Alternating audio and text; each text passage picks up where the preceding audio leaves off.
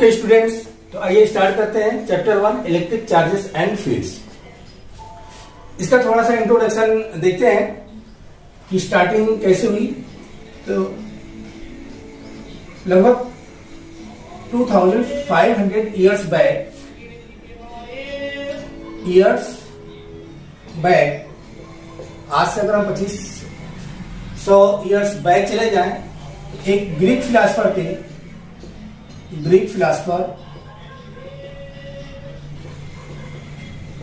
Thales, ठीक है ना, थेल्स। और इन्होंने ऑब्जर्व किया, देखा कि एक एम्बर मटेरियल को, एम्बर क्या है, मटेरियल है, इसको जब ऊल के साथ रब करते हैं, किसके साथ, ऊल के साथ रब करते हैं, तो एम्बर जो है एक प्रॉपर्टी एक्वायर करता है, मतलब इसमें एक प्रॉपर्टी आ जाती है, और it attracts light objects, it attract light objects, that means like bits of paper, straw, ठीक है, छोटे छोटे पार्टिकल्स को ये अपनी तरफ अट्रैक्ट करता है। लगभग 2000 इयर्स इनकी इस बात को कोई इंपॉर्टेंस नहीं दिया गया, राइट, कोई ध्यान नहीं दिया, किसी ने ध्यान नहीं दिया कि ऐसा कुछ होता है।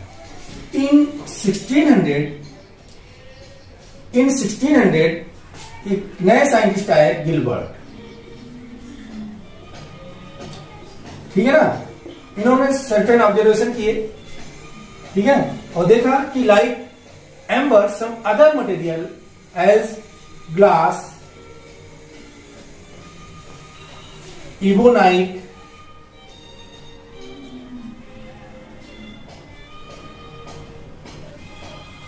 सल्फर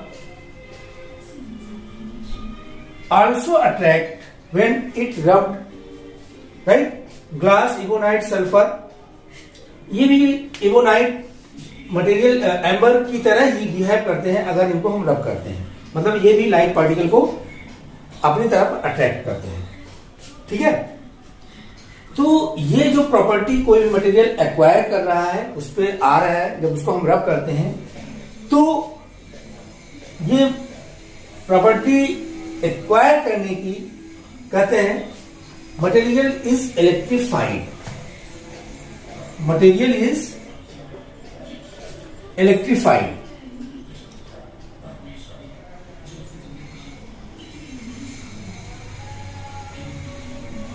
बात समझ में आया कि मटेरियल क्या हो गया, इलेक्ट्रीफाइड हो गया।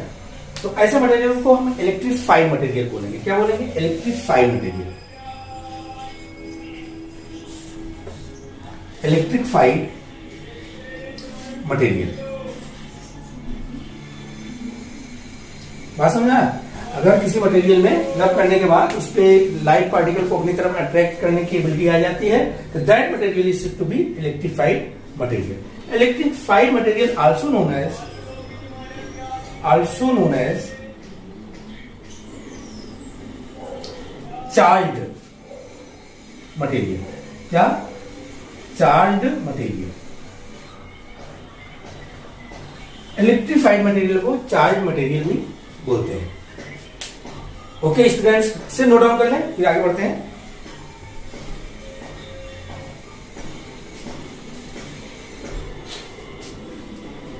ठीक है, अब देखें जो इलेक्ट्रीफाइड मटेरियल है या इलेक्ट्रिफिकेशन जो किसी मटेरियल में आ रहा है, what is the main cause. The main cause of electrification of material is frictional electricity. Main cause of electrification of material is frictional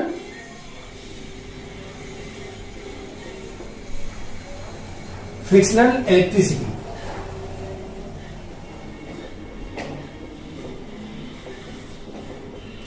ठीक है ना।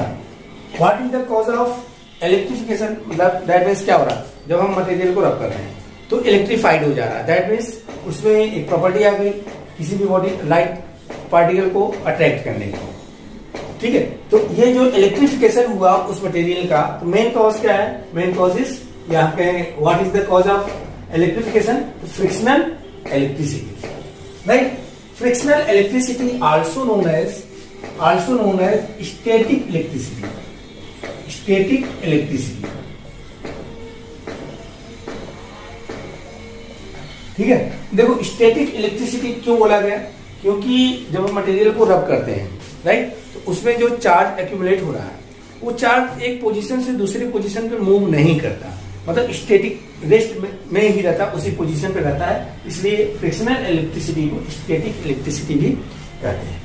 ओके, इतनी बात समझ में आ गई। अब देखिए इसके बाद next theory I electron theory of electrification. Electron theory of electrification, ठीक है, इलेक्ट्रॉन थ्योरी ऑफ इलेक्ट्रिफिकेशन। देखिए कोई भी मटेरियल, कोई भी, जैसे हमारी बॉडी हुआ, chair, table, gate, wall, everything is made from atoms, made from atoms. सभी मटेरियल क्या है? एटम से बने हैं। Atom is the smallest part of any material. Starting में देखा गया था कि एटम आपका इंडिविजुअल पार्टिकल है, एटम को डिवाइड नहीं किया जा सकता, लेकिन बाद में भाई सम एक्सपेरिमेंट ये पता चला कि एटम डिविजुअल पार्टिकल है और इसमें क्या क्या होता है? इलेक्ट्रॉन होता है और प्रोटॉन एंड न्यूट्रॉन, ठीक है। इलेक्ट्रॉन की डिस्कवरी जे थॉमसन ने किया था, प्रोटॉन की डिस्कवरी रदरफोर्ड एंड न्यूट्रॉन की डिस्कवरी इसमें किया था चाइल्डविक ने। ओके, बाद में देखा गया कि जो इलेक्ट्रॉन होता है उस पर निगेटिव चार्ज होता है, इलेक्ट्रॉन पे निगेटिव चार्ज होता है कितना? -1.6 इंटू 10⁻⁻19 कूलम इस पे चार्ज होता है, ठीक है। और प्रोटॉन पे पॉजिटिव चार्ज होता है 1.6 इंटू 10⁻⁻19 कूलम, ठीक है। अब स्टार्टिंग देखिए एटम क्या होता है? न्यूट्रल होता है, या any material in ordinary case in neutral, मतलब उस पर किसी तरह का कोई चार्ज नहीं होता है, ठीक है। प्रोटॉन और न्यूट्रॉन एटम के कहाँ होते हैं? सेंटर में होते हैं, न्यूक्लियस में होते हैं, यहाँ प्रोटॉन और न्यूट्रॉन होता है, ठीक है। इलेक्ट्रॉन न्यूक्लियस के राउंड रिवॉल्व करता है आउटर ऑर्बिट में, ठीक है, ये मूव करता रहता है, ठीक है ना? बात समझ में आ गया? तो किसी भी इलेक्ट्रीफाइड मटेरियल के पीछे हु इज रिस्पॉन्सिबल, कौन रिस्पॉन्सिबल है इलेक्ट्रीफाइड मटेरियल के लिए? ठीक है ना? तो electron is responsible for electrified material, मतलब जो भी मटेरियल इलेक्ट्रीफाइड हो रहा, मतलब चार्ज मटेरियल की जो बात कर रहे हैं, कोई ना कोई किसी न किसी कोई ना कोई चीजें तो रिस्पॉन्सिबल होंगी ना, जो ये उस पर चार्जिंग हो रहा है, इलेक्ट्रिफिकेशन हो रहा, तो हु इज रिस्पॉन्सिबल? इलेक्ट्रॉन, ठीक है। क्योंकि प्रोटॉन न्यूट्रॉन हो नहीं सकते, न्यूक्लियस में फिक्स है, इलेक्ट्रॉन रिवॉल्व करता है, तो इलेक्ट्रॉन रिस्पॉन्सिबल होता है इलेक्ट्रिफिकेशन के लिए। मतलब कोई भी मटेरियल चार्ज हो रहा है, इलेक्ट्रीफाइड हो रहा है, तो हम कहेंगे who is the responsible? Electron. इसके पीछे रीजन क्या है? इलेक्ट्रॉन है, ठीक है ना? क्या है? इलेक्ट्रॉन है। चलिए बात समझ में आया? इतनी बात समझ में आया? चार्ज बॉडी की बात कर रहे हैं, ठीक है। Electrification that means body is charge. चलिए अब आगे बढ़ते हैं, सिरप कर दें। यहां तक देखिए अभी थ्योरी में हमने जो पढ़ा, एक तो देखा कि जब मटेरियल को रब करते हैं तो इलेक्ट्रीफाइड हो जाता है, ठीक है। और मेन कॉज ऑफ इलेक्ट्रिफिकेशन क्या है? Frictional electricity. और इलेक्ट्रीफाइड मटेरियल को क्या बोलते हैं? Charged material, okay. और फ्रिक्शनल इलेक्ट्रिसिटी को हम स्टैटिक इलेक्ट्रिसिटी भी बोलते हैं। क्लियर? क्यों बोला? क्योंकि फ्रिक्शन के थ्रू जो इलेक्ट्रिफिकेशन हो रहा उसमें चार्ज मूव नहीं करता एक पोजीशन से दूसरे पोजीशन पे, तो इसलिए उसको स्टैटिक इलेक्ट्रिसिटी बोलते हैं। Second theory I electron theory of electrification. इसमें ये देखा गया कि जो एटम होते हैं, क्योंकि हमारी जो भी मटेरियल है एटम से मिलकर बने होते हैं, atom is the smallest particle.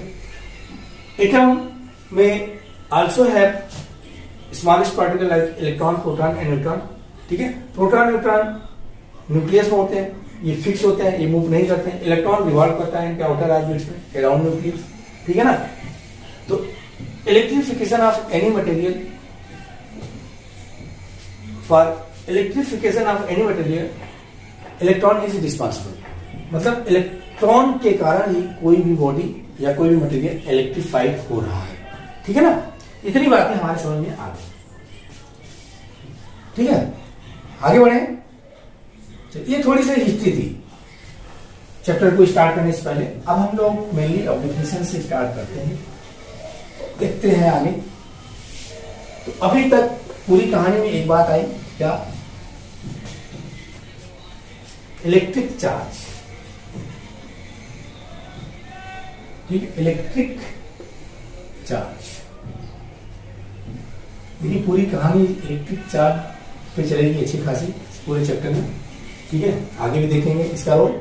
Electric charge, electric charge को स्मॉल क्यू और कैपिटल क्यू से रिप्रेजेंट करते हैं. स्मॉल क्यू और कैपिटल क्यू से. इलेक्ट्रिक चार्ज को हम इस तरह से डिफाइन कर सकते हैं कि electric charge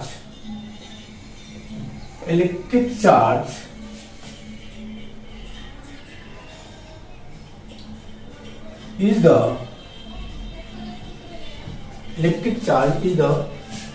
physical property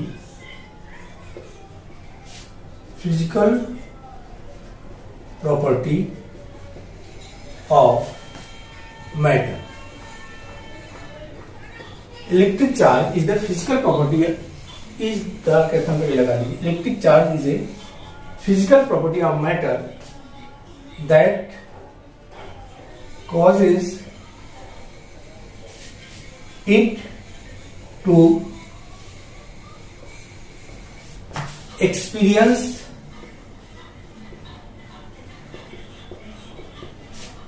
force when placed in an electromagnetic field. Electromagnetic field. ठीक है, तो देखा गया कि अगर किसी इलेक्ट्रिक चार्ज को इलेक्ट्रोमैग्नेटिक फील्ड में हम प्लेस करते हैं तो उस पर फोर्स लगता है, वो मूव करना स्टार्ट कर देता है. ठीक है ना. दूसरी तरह से डिफाइन कर सकते हैं, सेकंड डेफिनेशन हम इस तरह से भी राइट कर सकते हैं कि इलेक्ट्रिक चार्ज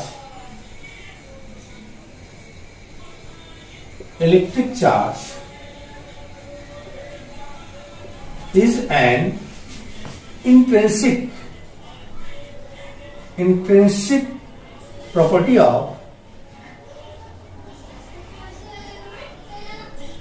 of matter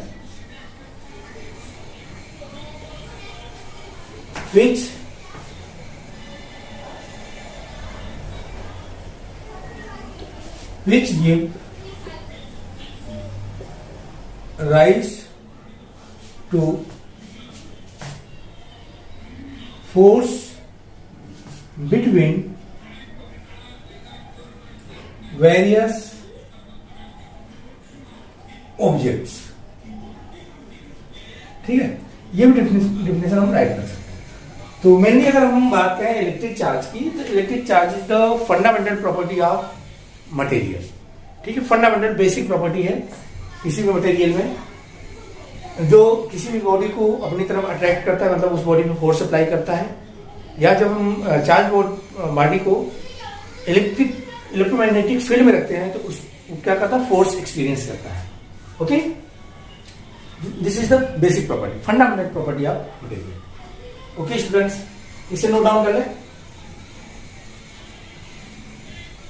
देखते हैं इलेक्ट्रिक चार्ज का जनरेशन कैसे होता है, इसके बारे में थोड़ा डिस्कस करते हैं. इसे रख कर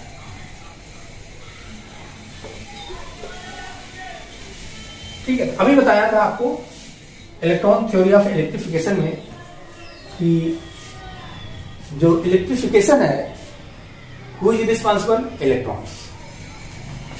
जब हम मटेरियल को रब करते हैं तो ये इलेक्ट्रीफाइड होता है। इलेक्ट्रीफाइड कैसे होगा?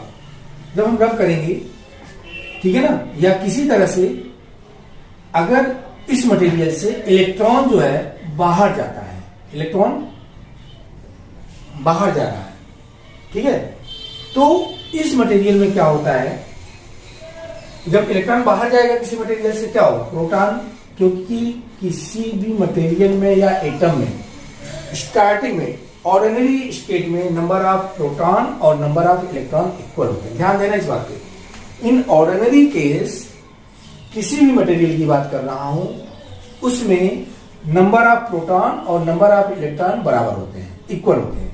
तो इसलिए ऑर्डिनरी मटेरियल जो होता है वो न्यूट्रल होता है। ओके, बट जब मटेरियल इलेक्ट्रीफाइड होता है,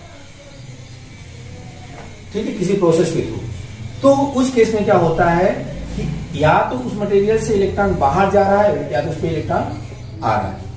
अगर मटेरियल से इलेक्ट्रॉन बाहर जा रहा है तो उस केस में क्या होगा? उस मटेरियल में इलेक्ट्रॉन की संख्या कम हो जाएगी, प्रोटॉन डोमिनेट करेगा। जब प्रोटॉन ज्यादा होगा, इलेक्ट्रॉन कम होगा, तो उस पर क्या हो जाएगा? पॉजिटिव चार्ज आ जाएगा। कैसा चार्ज आ जाएगा? पॉजिटिव चार्ज आ जाएगा। ठीक है, क्यों? देखो, इलेक्ट्रॉन पे कितना चार्ज होता है? 1.6 इंटू 10⁻⁻19 कूलम का चार्ज होता है एक इलेक्ट्रॉन पे। नेगेटिव चार्ज होता है -1.6 इंटू 10⁻⁻19 कूलम। और इतना ही चार्ज होता है प्रोटॉन पे, 1.6 इंटू 10⁻⁻19 कूलम। ये प्रोटॉन पे चार्ज होता है। मैग्नीट्यूड सेम होता है और दोनों अपोजिट नेचर में होते हैं। इलेक्ट्रॉन पे नेगेटिव और प्रोटॉन पे पॉजिटिव चार्ज होता है। जब इलेक्ट्रॉन बाहर गया तो प्रोटॉन डोमिनेट करेगा, प्रोटॉन ज्यादा होगा, इलेक्ट्रॉन कम होगा, दैट मींस उस पर पॉजिटिव चार्ज आ जाएगा प्रोटॉन के कारण। ठीक है ना। अगर कोई मटेरियल इलेक्ट्रॉन गेन कर रहा है तो क्या होगा? इलेक्ट्रॉन गेन करेगा तो उस पर नेगेटिव चार्ज आ जाएगा, क्योंकि अब क्या हुआ कि इलेक्ट्रॉन के आने से इलेक्ट्रॉन ज्यादा हो जाएंगे, इलेक्ट्रॉन ज्यादा हो जाएंगे तो नेगेटिव वाला चार्ज डोमिनेट करेगा। ओके, इस बात को ध्यान रखना है कि अगर कोई मटेरियल इलेक्ट्रॉन लूज कर रहा है, उससे इलेक्ट्रॉन बाहर जा रहे हैं तो उस पर पॉजिटिव चार्ज, अगर वो मटेरियल इलेक्ट्रॉन गेन कर रहा है, इलेक्ट्रॉन उस पर आ रहे हैं तो उस पर नेगेटिव चार्ज हो जाएगा। ओके बच्चों, इतनी बात समझ में आ गई। तो यहां से देखें, दो तरह के चार्ज होते हैं, positive and negative. Types of charge, types of charge, ठीक है। टाइप्स ऑफ चार्ज की बात करें, there are two types of charge. First positive charge, positive charge. तो positive charge due to loss of electron, ठीक है, due to loss of electron. किसी body पे अगर पॉजिटिव चार्ज जनरेट हो रहा है due to loss of electron, उस बॉडी से इलेक्ट्रॉन का लॉस हो रहा है, ठीक है ना। Second, negative charge, negative charge. Negative charge कैसे जनरेट होता है? Due to gain of electron, due to gain of electron, gain of electrons. अगर कोई बॉडी इलेक्ट्रॉन को गेन करना ले रहा है तो उस पर नेगेटिव चार्ज आ जाता है। राइट, इतनी बात समझ में आ गई। अब देखिए यहाँ पॉजिटिव और नेगेटिव चार्ज जो नेम है ये किसने दिया था, तो यहां पे नोट करके मैं बताता हूं। The name positive and negative, positive and negative charge is given by, किसने दिया? तो साइंटिस्ट थे Benjamin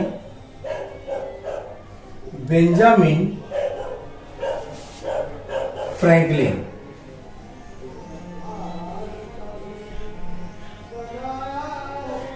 in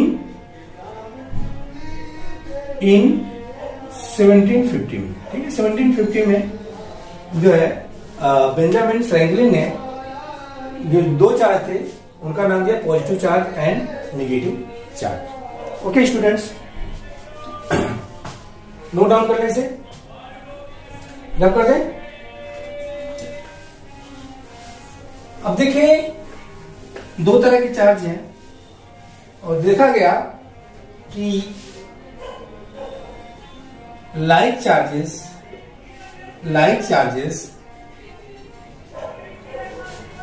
repel to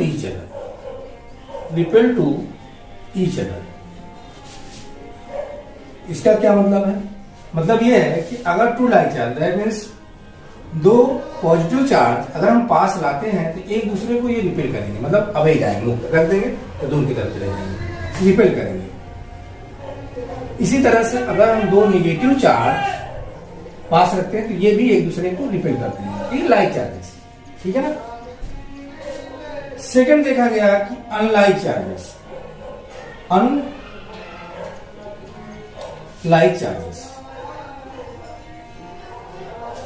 attract to each other, ठीक है। अगर अनलाइक चार्ज जैसे एक प्लस और दूसरा माइनस चार्ज अगर पास रखते हैं तो ये क्या करते हैं? अट्रैक्ट करते हैं, एक दूसरे के पास आते हैं। ओके, तो इस तरह की प्रॉपर्टी देखी गई। ओके स्टूडेंट्स, तो स्टूडेंट्स इस वीडियो में इतना ही। नेक्स्ट वीडियो में बेसिक प्रॉपर्टी ऑफ चार्जेस लेके आएंगे। तो thank you for watching my this video students, thank you very much.